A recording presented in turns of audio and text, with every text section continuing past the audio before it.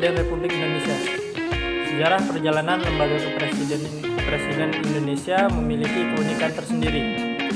Sebagaimana tiap-tiap bangsa memiliki ciri khas pada sejarah pemimpin mereka masing-masing. Perjalanan sejarah yang dilalui lembaga kepresidenan diwarnai setidaknya 3 atau bahkan 4 konstitusi.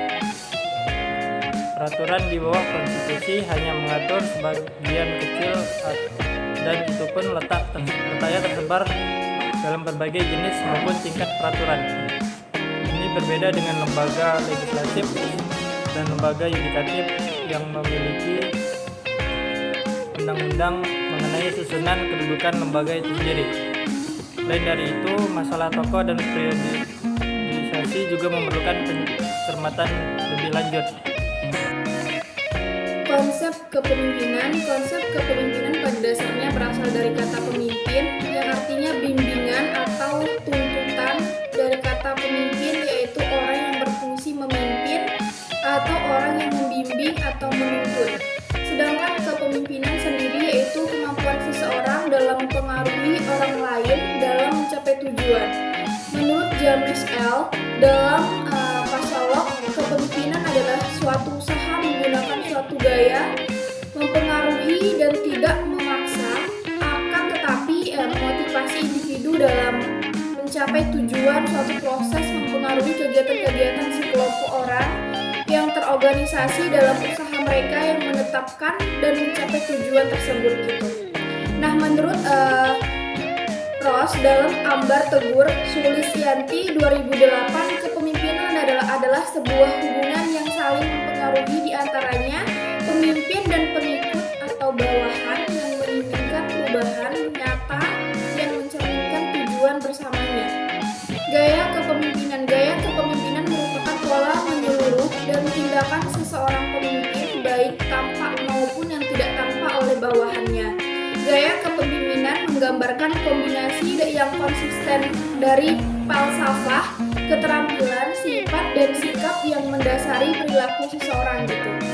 Nah, tentang keyakinan seseorang terhadap kemampuan bawahannya, artinya gaya kepemimpinan adalah perilaku dan strategi sebagai hasil kombinasi dari falsafah atau keterampilan, sifat, sikap yang sering diterapkan seseorang pemimpin ketika ia mencoba mempengaruhi kinerja bawahannya gitu. 1. Gaya kepemimpinan karismatis. Kelebihan gaya kepemimpinan karismatis ini adalah mampu menarik orang. Mereka terpesona dengan cara berbicaranya dan membangkitkan semangat. Biasanya pemimpin dengan gaya kepemimpinan ini visionaris. Mereka sangat menyayangi perubahan dan tantangan. Yang kedua, gaya kepemimpinan diplomatis. Kelebihan gaya kepemimpinan diplomatis ini ada di penempatan perspektifnya. Banyak orang seringkali melihat dari satu sisi, yaitu sisi keuntungan dirinya. Sisanya melihat dari sisi keuntungan lawannya. Hanya pemimpin dengan kepribadian putih ini yang bisa melihat kedua sisi. Apa menguntungkannya diri dan juga menguntungkan lawannya. Yang ketiga, ada gaya kepemimpinan otoriter. Kelebihan model kepemimpinan otoriter ini adalah di pencapaian prestasinya gitu. Tidak ada satupun tembok yang mampu menghalangi langkah pemimpin ini ketika dia memutuskan suatu tujuan. Itu adalah harga mati, tidak ada alasan, yang ada adalah hasil langkah-langkah yang penuh perhitungan dan sistematis. Yang keempat, ada gaya kepemimpinan moralis. Kelebihan dari gaya kepemimpinan seperti ini adalah umumnya mereka sangat sopan kepada semua orang. Mereka memiliki empati yang tinggi terhadap permasalahan para bawahannya, juga sabar, murah hati segala. Pimpinan Presiden Republik Indonesia Soekarno dipilih melalui sidang musyawarah oleh Panitia Persiapan Kemerdekaan Indonesia atau PPKI. Karakteristik kepemimpinan: 1. Berani, 2. Tegas, cerdas, karismatis, dan tertarik menurut perhatian wanita. Seorang orator ulung, bijaksana dan berkepala dingin, sangat percaya diri dan tidak mau kalah dengan orang lain, ceroboh, kurang hati-hati dan dalam mengambil keputusan. Gaya kepemimpinan berorientasi pada moral, etika, ideologi mendasari negara dan partai, konsisten, fanatik, nasionalis, dan anti kolonialis. Yang pertama, baik dalam negeri maupun lingkup Asia, meliputi negara India, Soviet, Cina, Vietnam, dan lain-lain. TNI Soeharto pada tahun 1967 sampai 1998 diangkat melalui sidang paripurna Majelis Permusyawaratan Rakyat atau MPR. Yang pertama ada seorang yang sangat jelas, kedua mempunyai target visi dan misi, ketiga mahir dalam strategi, keempat tidak banyak bicara, kelima pandai menggunakan kesempatan, keenam ada murah senyum, dan ketujuh ada beribawa. Gaya kepemimpinan gabungan proaktif, ekstraktif, dan adaptif. Antisipatif, kedua ada otoriter, ketiga ada diktator, keempat ada demonstrasi dan unjuk rasa ditindak tegas, kelima ada sangat handal, penuh dengan intrik dan kontroversi, sukses menunjukkan rasa nasionalisme dan cinta produk dalam negeri. Habibie dipilih oleh anggota Majelis Permusyawaratan Rakyat dengan suara terbanyak. Seorang ilmuwan yang sangat jenius, akrab dalam bergaul, sangat idealis, suka dicoba, pengambilan keputusan yang masih labil, sabar, penyayang keluarga, spontanitas, meletup, responsif dalam perubahan,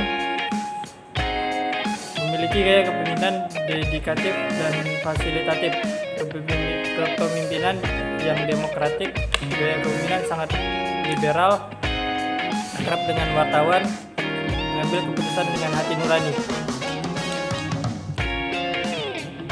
Megawati Soekarno Putri dilantik untuk menggantikan Gus Dur sebagai presiden. Sangat dalam. Kiai Haji Abdurrahman Wahid atau Gus Dur pada tahun 1999 sampai 2001 dipilih oleh anggota Majelis Permusyawaratan Rakyat atau MPR dengan suara terbanyak. 1. Tidak disiplin dalam menggunakan waktu, kedua cerdas, ketiga agamis karena anak seorang kiai, keempat berpikir ala LSM, kelima ada penyuka keterbitan, keenam ada humanis, ketujuh ada ceplas-ceplos, kedelapan apa adanya, 9 sederhana, yang terakhir ada menjunjung tinggi pluralisme.